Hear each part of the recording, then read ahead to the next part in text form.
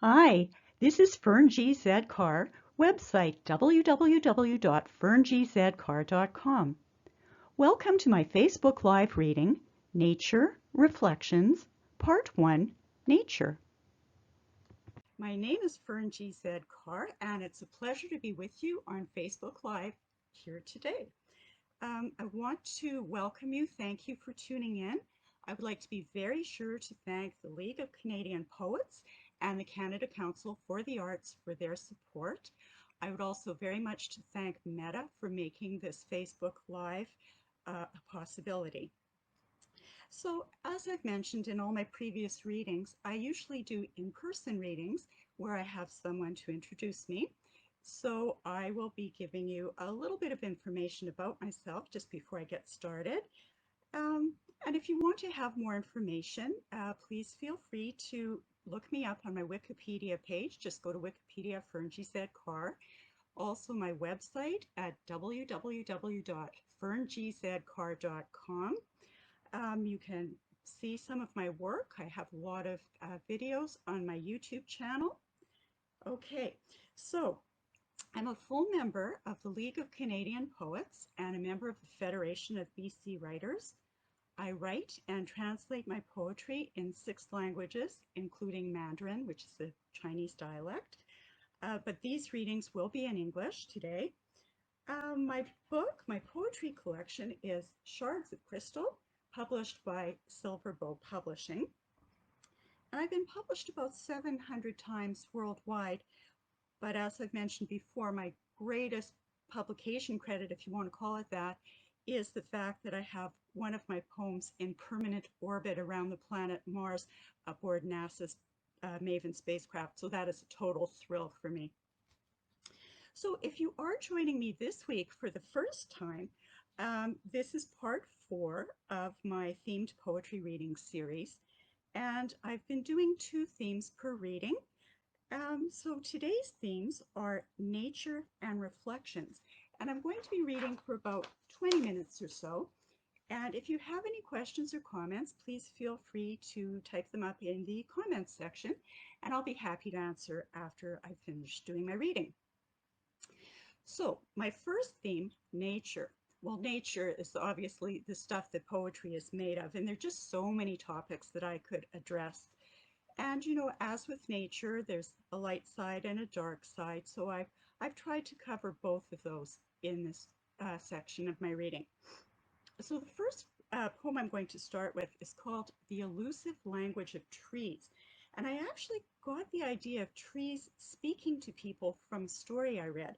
I don't know if you're familiar with the story, The Man Whom the Trees Loved by Algernon Blackwood.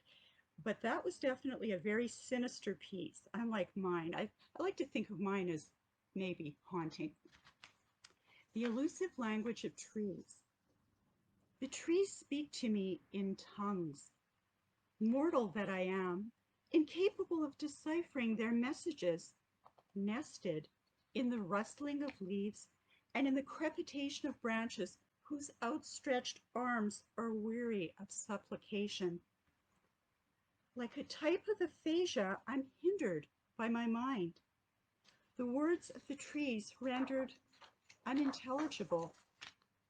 I am impotent to commune with that which beckons me, and in frustration, the trees become silent, their whispers lost in the fresh stillness of the evening.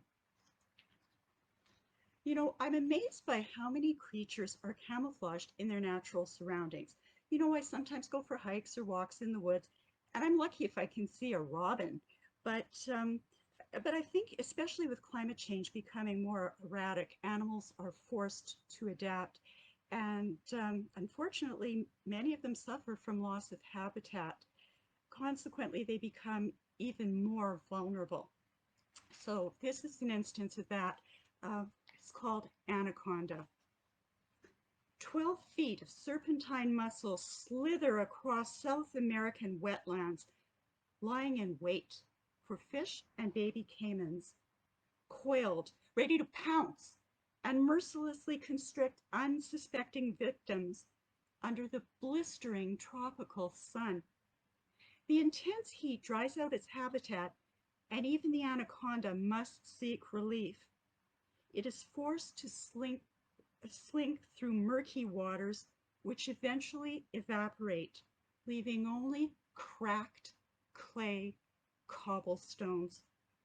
Body encrusted with dried mud, scales lose their traction, rendering the snake immobile.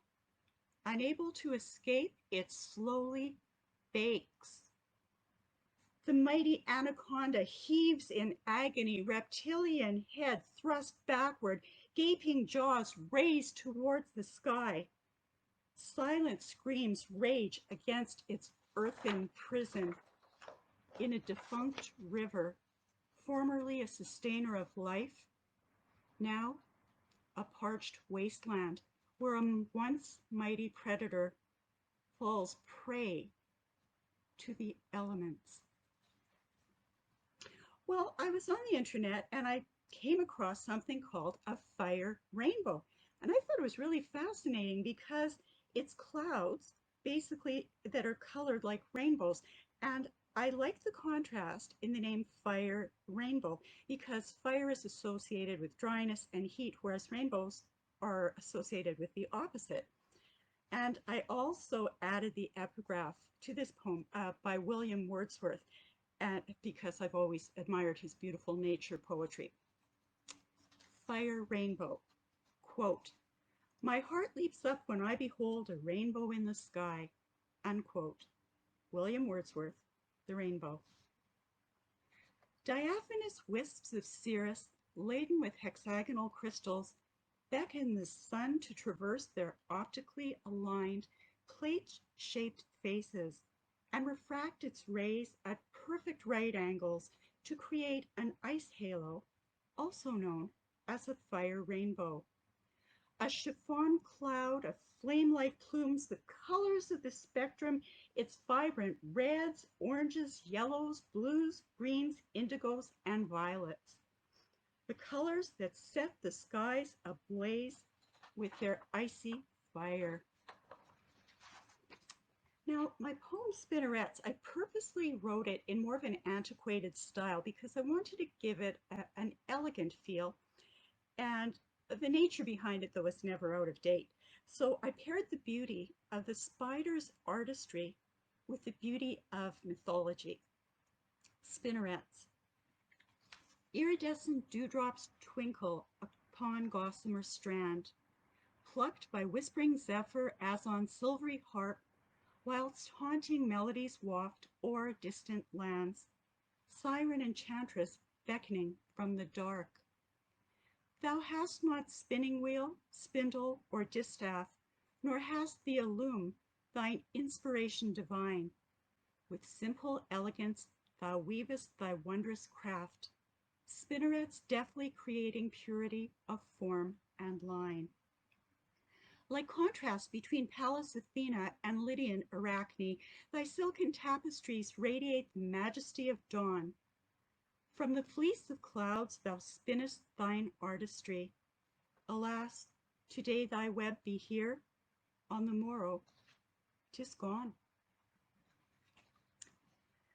Liminality, my next poem, I used a seascape to illustrate the transience of life, and I wrote the lines staggered. So the beginnings of every line are staggered, and I want you to mimic the motion of the waves on the seashore. Liminality. Liminality, transience, undefined borders, where the spume of salty swells meet sandy shores. Surf meeting sand, sand meeting surf, where footprints of the soul soon disappear, much like the life they possess. Liminality, transience. Well, I live in the Okanagan, and that is the region renowned for its fruit. And there's nothing like eating a fresh peach picked from a tree. So here is a tongue-in-cheek poem about that experience, and I call it Sensuous Peach. Swaying on breaths of sultry summer air, peaches expose their cleavage, like the pendulous bosoms of an exotic dancer draped in a leafy boa. I pluck a peach. Its velvet fuzz teases my tongue. Droplets of nectar spray with abandon as I devour it, the blushing pulp. Juice trickles down my chin, and the taste of sweet flesh satiates my desire. Acknowledgements. All poems and photos contained herein copyright Fern G. Carr. Part 1 is an excerpt from the original full video, which was kindly sponsored by the League of Canadian Poets and the Canada Council for the Arts.